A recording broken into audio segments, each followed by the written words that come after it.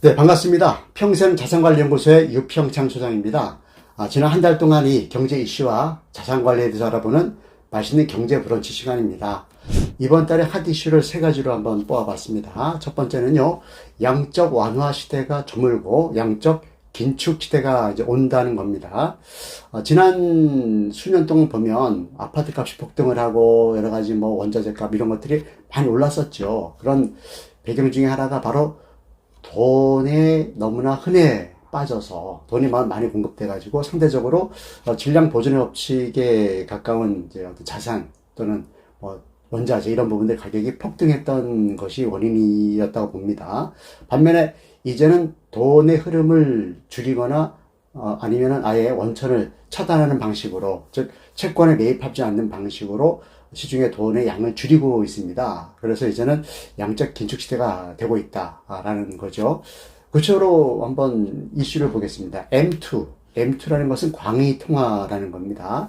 사실 M1이라는 것은 협의 통화라는 거죠. 즉 현금, 뭐 입출금 예금 또는 뭐 이런 아주 금방 현금이 될 수 있는 이런 것들이 M1 협의 통화인데, 여기에다가 더해서 MF라든가 2년 미만의 예금 적금이라든가 또는 CD, 양도성 예금 증서죠. 아니면 2년 미만의 금융채라든가 금전 신탁, 뭐 이런 것들을 포함한 것이 M2가 되겠습니다. 즉, 맘만 먹으면 언제든지 이동화시켜서 재투자할 수 있는 그런 대기성 자금을 M2라고 할 수 있는데, 이 부분이 지난 6개월 연속으로 계속 하락세입니다. 즉, 전년 동월 대비해서 이 M2, 즉 총통화 또는 광의통화라고 하는데, 이 M2의 증가율이 감소한다는 것이죠. 시중에 돈이 여전히 많이 풀려 있습니다만 그 풀려 있는 정도가 감소한다는 뜻입니다. 예를 들어서 작년 12월 달에는 13.2%였는데 그 이후로 줄곧 12.7%, 11.8%, 10.8% 등등 해서 지난달에는 8.8%로 감소했다는 겁니다. 이런 광역의 지표가 아직 1%만 움직여도 우리 피부에 상당히 크게 와닿는 그런 정도거든요. 두 번째는 소비자 물가 상승률입니다. 지난달이 5.7%로 여전히 높은 수준입니다. 그런데 좀 반갑게 느껴집니다. 왜냐하면 그 전전달은 6.3%였거든요. 자, 이 숫자라고 한다면은 과거 2008년도, 그 전에 또 97년도 이렇게 우리나라에 큰 역사적인 사건을 있었던 그런 외환위기 사태가 1997년도였죠. 그리고 서프라임 때가 2008년도인데 이때보다 그때 버금가는 그 정도로 물가가 높이 올라섰다는 겁니다. 그런데 살짝 꺾였다는 거죠. 이 부분은 미국도 마찬가지입니다. 미국이 가령 두 달 전에는 9%대였다가 지난달에는 8%대로 좀 꺾였다는 겁니다. 여전히 관리 대상 지표인 2%, 물가 상승률 2%보다는 높지만 그 상승세가 꺾이지 않았냐라는 희망이었기 때문에 좀 안정이 되지 않느냐 이런 기대를 갖는 거죠. 그래서 반갑게 느껴지는데 이 부분이 앞으로 더 안정화돼 가지고 뭐 조만간 다시 뭐 우리 코로나 사태까지는 아니지만 그 전 단계에 한 2% 정도에 움직이는 그런 물가 상승률과 금리 뭐 이런 정도로 내려가기를 바라봅니다. 자, 유로화가 전통적으로 미국 달러보다는 강했었죠. 왜냐면 유로화는 99년도 1월 달에 이제 창설이 됐거든요. 유로화는 그때부터 해서 계속 미국 달러보다는 높은 가치를 구현하고 있었습니다. 예를 들어서 1유로화는 뭐 1.18달러, 이건 지난 10년 동안 평균입니다. 자, 18% 이상 유로 가치가 미 달러보다 높다라는 뜻입니다. 실제로 2008년도에 미국이 휘청했을 때, 그 서프라임 사태, 그때는 1유로에 1.6달러까지 이렇게 올라갔었습니다. 유로의 가치가. 이 부분이 역전됐다는 겁니다.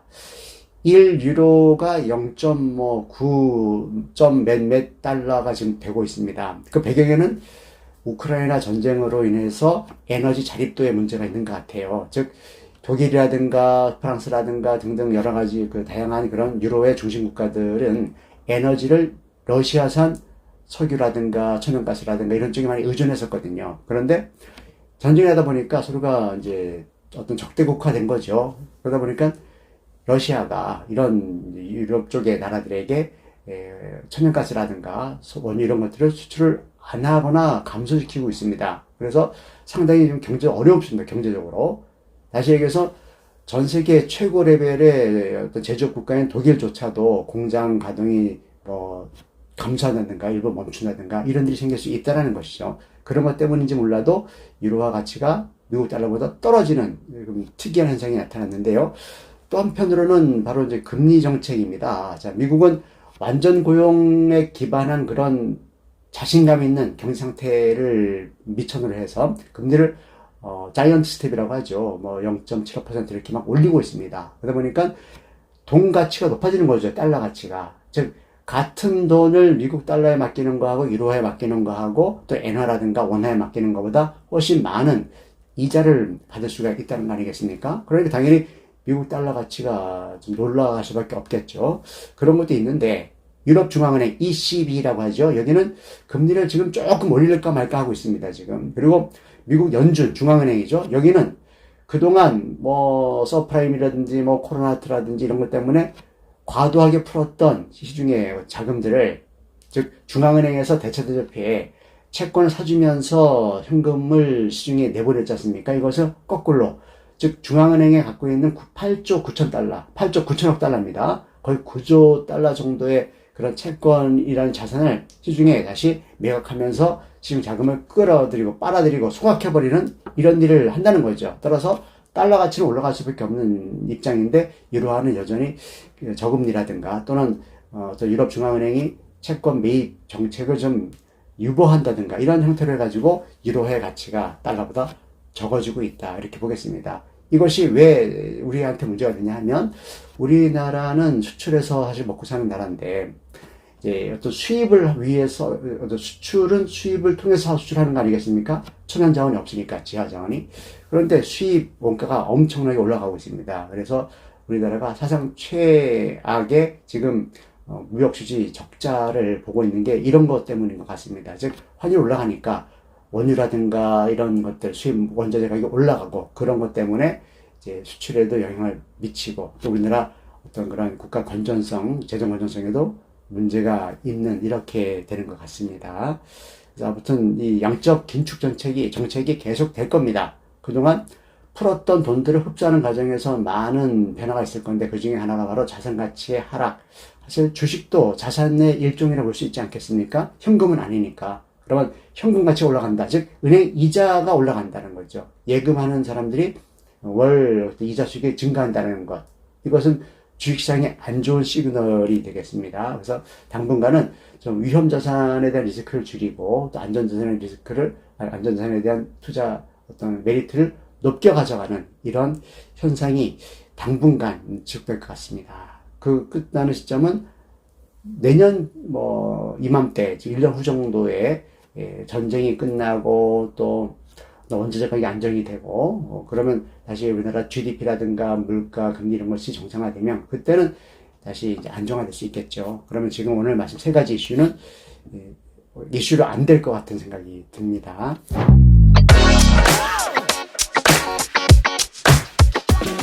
자, 7대 경제 지표를 한번 살펴보겠습니다. 자, 소비자 물가 상승률이 전전월에 비해서 전월달이 많이 내렸습니다. 0.6%포인트 내려가지고 5.7%를 구현했고요. 소비자 심리지수는 조금 올랐습니다. 100을 기준으로 봤을 때 좀 아직 낮은 상태이지만 88.8포인트고요. BSI 지수는 80포인트, 즉 100보다 낮은 거죠. 100이 중간인데 100보다 위면 희망적이라는 것이고 100보다 아래쪽이면 좀 희망적이지 않다라고 보면 되겠습니다. 최근에 여러 가지 이렇게 국제적인 그런 갈등이라든가 이런 것 때문인지 모르지만은 무역수지 적자가 94억 7천만 달러가 났습니다. 지난달이. 상당히 크게 적자가 난 것이죠. 무역수지 적자라는 것은 그만큼 외환보유고가 감소한다는 뜻이죠. 외환보유고가 우리는 제로가 될 수 있는 거 아니겠습니까? 원화가 기축통화가 아니니까. 그럴 경우에는 사실 환율이 1달러가 1,000원에서부터 해서 올라갔을 때 2,000원까지 갈 수도 있지 않을까 하는 걱정을 해봅니다. 그러면 우리나라는 상당히 어려움에 봉착하겠죠. 그래서 앞으로 제가 볼 땐 무역수지가 흑자가 나려면 우리가 수입을 좀 덜 해야 되는데 그 수입이라는 것은 석유라든가 이런 것들은 어쩔 수 없이 해야 되는 거지만 그 외 기타 불효불급한 부분은 수입을 좀 자제하는 이런 것도 동반되어야 되지 않을까 생각이 되고요. 그 ESI 지수입니다. 경제심리 지수는 전월에 비해서 1.5포인트 상승해서 99.3이 나왔습니다. 주가지수 보겠습니다. 코스피하고 코스닥은 소폭 올랐습니다. 월봉 캔들 차트 기준입니다. 다우존스와 나스닥은 4%대로 내려갔습니다. 그리고 화상의 종합과고 홍콩 항생도 1%대로 내려갔습니다. 사실 우리나라는 전 세계의 어떤 그런 경제의 바로미터라고 봅니다. 소규모 완전 개방 경제이기 때문에 전 세계 모든 작은 흐름들이 우리나라로부터 비롯되고 이렇게 한다고 소위 ATM기다 이렇게 보는 그 전문가들이 많이 있거든요. 그래서 그런지 몰라도 우리나라가 수출량이 감소하면 전 세계 경제가 나빠졌다는 뜻이고, 우리나라 수출량이 증가하게 되면 전 세계 경제가 좋아졌다 이렇게 볼 수도 있습니다. 그래서 우리나라가 좀 올랐으니까 다음번에는 좀 다른 여타 나라들도 주식시장이 좀 나아지지 않겠는가 하는 생각을 해봤고요. 금리 보겠습니다. 3년 만기 국고채 수익률이요, 지난달 월 평균이 3.247%입니다. 그래서 그 전 달보다 조금 내렸습니다. 0.01%포인트 내렸는데, 이 부분은 그렇습니다. 금리라든가 주가라든가 환율 모든 것들은 일직선으로 이렇게 우상향하거나 우하향하는 경우는 없습니다. 항상 이렇게 파고가 있죠. 파고 오르고 내리막, 즉 올랐지만 내렸다 다시 올라가고 이런 걸 반복하기 때문에 그런 과정인 것 같습니다. 장기적으로 장기라기보다는 내년 가을 정도, 3, 4분기 정도까지 봤을 때 금리가 계속 올라갈 수는 있겠죠. 그럴 때 좀 멈춰가는 구간도 있다라는 것을 보여주는 것 같고요. 수신금리, 즉 예금금리는 많이 올라가지 않았습니다. 아직까지는. 그러나 대출금리, 즉 코픽스 금리, 시중금융기관들의 조달금리의 어떤 그런 기준이 되겠죠. 여기에다가 가상금리를 더해서 어떤 대출금리를 결정을 하는데, 잔액 기준이 2.05%고요. 신규 취급액 기준이 2.9%가 되겠습니다. 그래서 전달에 비해서 각각 0.22%포인트와 0.52%포인트가 올랐습니다. 특히 신규 취급액은요, 0.5%포인트 올랐다는 것은 매우 높습니다. 이것은 우리나라 기준금리가 올라간 거 이상 반영했다고 보면 되겠습니다. 따라서 이대로 간다면 올 연말이나 내년 초에는 주택담보대출 금리가 일부 신용이 안 좋은 차주, 대출받은 사람들에게는 8%대가 나오지 않을까, 이런 걱정도 대부분 하고 있습니다. 환율 보겠습니다. 환율이 지난달 8월 달에 월 평균 원달러 환율이요, 1323원 7전입니다. 1300원을 훨씬 넘었지 않습니까? 그런데 지금 이렇게 촬영하는 이 시점에는 1달러에 1360원이 넘어가는 그런 입장이 있습니다. 이렇게 되면 원화 가치가 뚝 떨어지고 달러 가치가 높아지게 되면 우리나라는 상당히 어려움에 봉착이 됩니다. 즉 쉽게 얘기하면은 우리나라 국민 소득이 감소하게 되겠죠. 달러 표시로 얘기하기 때문에. 사실 일본은 엔화 가치가 더 떨어지지 않았습니까? 우리보다. 1달러에 원래는 한 60엔, 70엔 정도가 적당하다가 본다면 지금은 1달러에 140엔 정도 이렇게 많이 폭락을 했거든요. 그래서 얼핏 뉴스를 보니까요, 일본 국민의 1인당 국민소득이 31,000달러 정도 된다는 거예요. 우리나라 35,000달러 아닙니까? 그래서 역사상 처음으로 우리나라 국민소득이 일본을 눌렀다, 이런 기사를 봤습니다. 통화량 보겠습니다.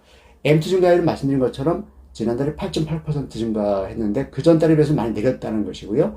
투자자 예탁금은 소폭 약세를 기록하고 있고요. 코스피 주식거래 대금하고 주식형 펀드자력은 소폭 상승을 했습니다. 자, 원자재 보겠습니다. 우리 두바이유, 가장 많이 수입하는 원유죠. 중동산 두바이유인데 5달러가 내려가지고 96.36달러가 됐습니다. 지난달 평균입니다. 배럴당.